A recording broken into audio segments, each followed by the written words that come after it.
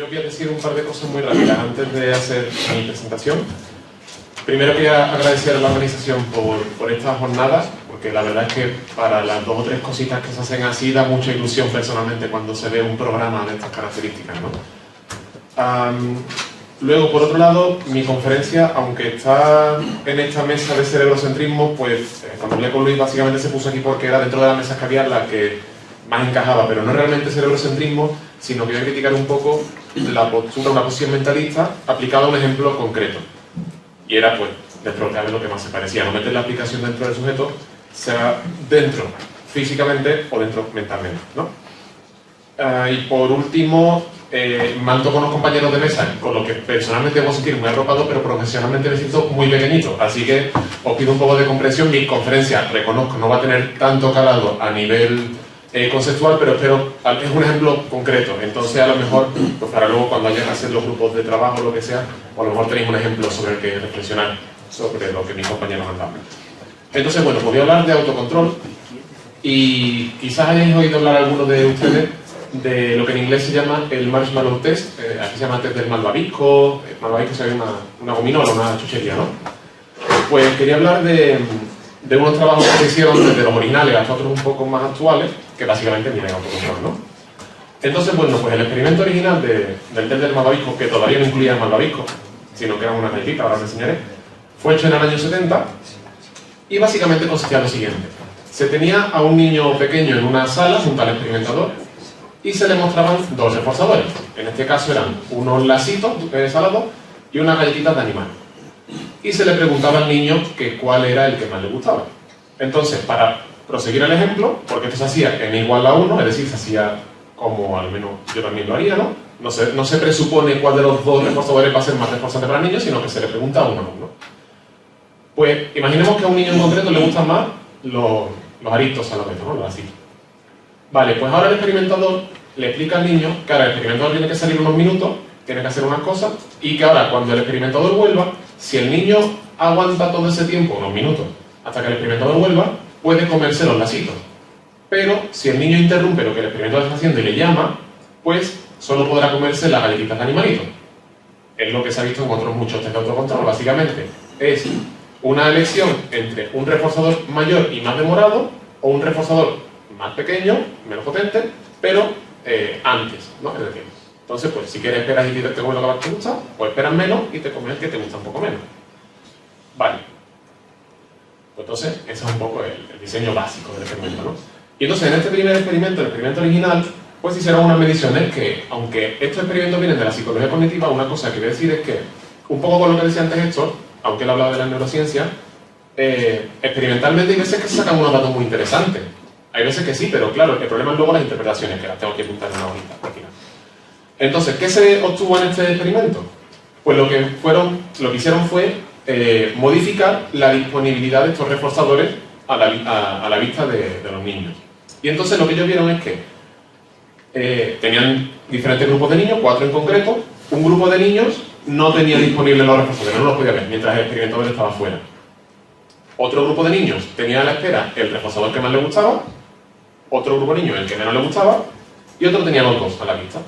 Y lo que observaron fue, quizá yo lo tapo, no sé, este orden que está aquí. Básicamente, el grupo de niños que no tenía ningún reforzador a la vista, había más porcentaje de esos niños, había más niños que esperaban para comerse los aritos, ¿no? Bueno, el que más le gusta a cada uno.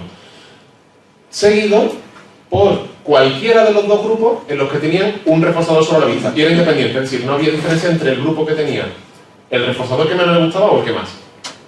Y por último, el grupo que tenía menos niños que esperaban hasta que volviera el experimentador, era el grupo que tenía los dos estímulos, los 2 reforzadores a la vista, ¿vale? Bueno, pues hasta aquí, como digo, a nivel de datos, pues muy bien, ¿no? Parece algo muy interesante.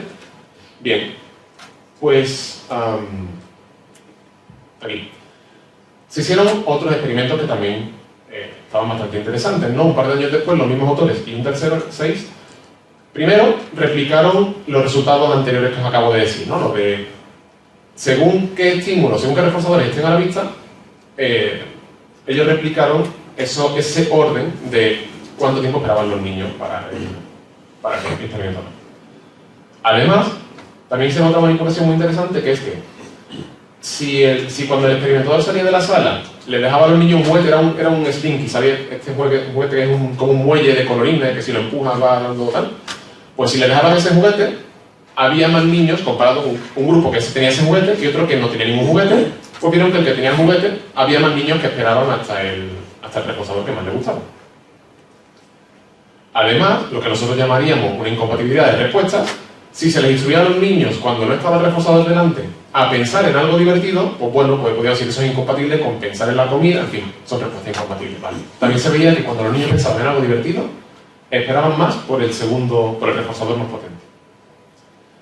Además, estos otros autores, posteriormente, hicieron un experimento relacional en el cual los mismos niños que habían sido medidos en el experimento del año 70 los evaluaron posteriormente y vieron que había una alta correlación, cuando estos niños ya eran adolescentes, de los niños que esperaron por el reforzador más potente, los que eran más autocontrolados, diríamos, tenían puntuaciones más altas en unos test que tenían que ver con competencias académicas, lo que ellos llaman habilidades cognitivas, ¿no? Que eran de razonamiento, etcétera, de tolerancia a la frustración y el estrés. Entonces parecía que de alguna forma este test pues, podía ser un indicador que luego podía correlacionarse con otro comportamiento muy interesante. Bueno, claro, si el test solo mide ese comportamiento en la sala, pues no nos interesa de mucho. Lo importante es que parece que podía medir comportamientos realmente relevantes en la vida posterior de las personas, ¿no? Y por último, un experimento, no han sido los únicos, pero seleccioné estos que me parecieron relevantes, que me pareció muy interesante, para manipular la historia previa del sujeto. Estos autores en el 2013 hicieron lo siguiente. Antes de pasar el test del marshmallow, este test que os acabo de explicar anteriormente, el experimentador llevaba al niño a una sala. Y en esa sala, el niño iba a ser, en compañía del experimentador, una manualidad. Era básicamente una forma en la que tenían que como construir un vaso personalizado y tenían que colorear unos papelitos y unas pegatinas, así hacer un vaso bonito para los niños, ¿no? Entonces, la primera parte tenían como que colorear unos papeles que luego se metían en el vaso, en fin. Y cuando el niño llegaba a la sala con el experimentador, para colorear, había estos lápices, no esos, ¿no? Pero unos lápices así como ya gastados, había poca diversidad, etc. Y entonces el experimentador le decía al niño, oye, como ahora tienes que colorear esto y tal, espérate un momentito que voy a salir, que sé que tenemos ahora mejores lápices de colores ahí fuera, tenemos también témpera, tenemos más cosas, ¿no? Le estaba prometiendo esto de aquí va. Espérate un momento que ahora vengo, te traigo eso y mejor pintas con eso, ¿no? Porque los otros están más gastados, hay poca variedad, etc. Y aquí se hizo una manipulación experimental. Se dividieron a los niños en dos grupos. A un grupo de niños, el experimentador volvía y les daba ese set artístico que les prometió, y a otro grupo de niños no. Además se les forzaba a esperar porque para que no hubiera la tentación de que los niños cogieran directamente los lápices que estaban gastados y entonces no tendría sentido esa espera, lo que se hizo fue meter los lápices en un bote que no podían abrir, estaba muy duro, entonces digamos la espera era forzada. Los niños tenían que esperar obligatoriamente a que el experimentador volviera. A unos, como digo, volvía y les traía lo que les prometió, y a otros pues les puso una excusa, pues mira, resulta que no tenemos nada, pues mira, pinta con eso, lo que estén gastados, pues usa eso y ya está, ¿no? Seguimos, y dentro de esas manualidades, pues luego se hacen como una pegatina.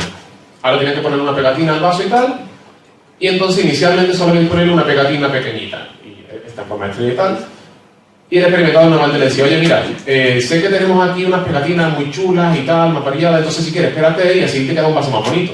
Y hacía lo mismo. Al grupo de niños con el que antes fue consistente, ahora lo sigue haciendo, y entonces el experimentador salía, y cuando volvía pues le traía un set de pegatinas pues, muy divertidas, muy variadas, etc.